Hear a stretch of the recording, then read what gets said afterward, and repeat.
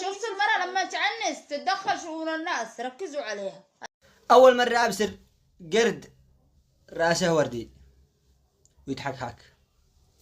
الله يجرنا بس. شاهدوا الأخير.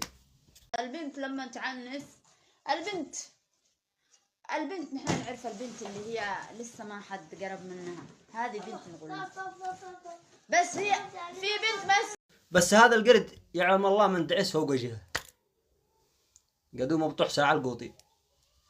شفت المرأة لما تعنس تتدخل شؤون الناس. تشبه الكتاكيت هذوك الذي كانوا يبيعون ب10 ريال ويموت عليك اليوم الثاني. بس هذا ما مات، كبر وسبحان الله من والله يشفع له. ولو اني ظلمت الكتاكيت يا رب سامحني. شفت المرأة لما تعنس تتدخل شؤون الناس، ركزوا عليها. هذا ما عاد هنج قمل في راسه، هذا قد هن ديناصورات. تلاقي ذا الحين قرود داخل ماش داري غوريلا فوقه قرود يتنبعين من شعره لا شعره. سر والحك هذا قد لو بتقرش كرت اني قد احتذف الرقم. انا ايش داري باش تقرشي ضحال ولا ايش الله اعلم.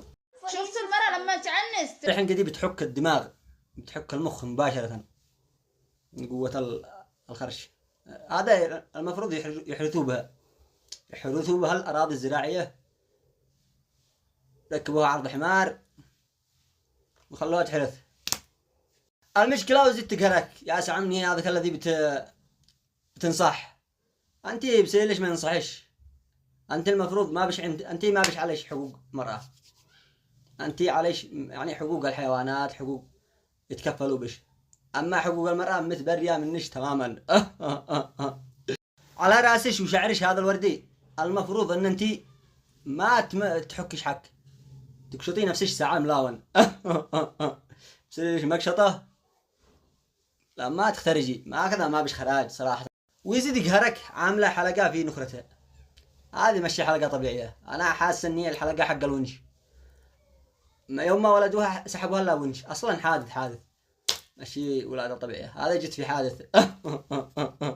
ليت والله وكانت الحلقة الأخيرة، كان الحلقة الأخيرة وتريح لها من الدنيا أفضل، ولا كانت واصل المسيرة هذا الذي نكبتنا ونكبت الأمة.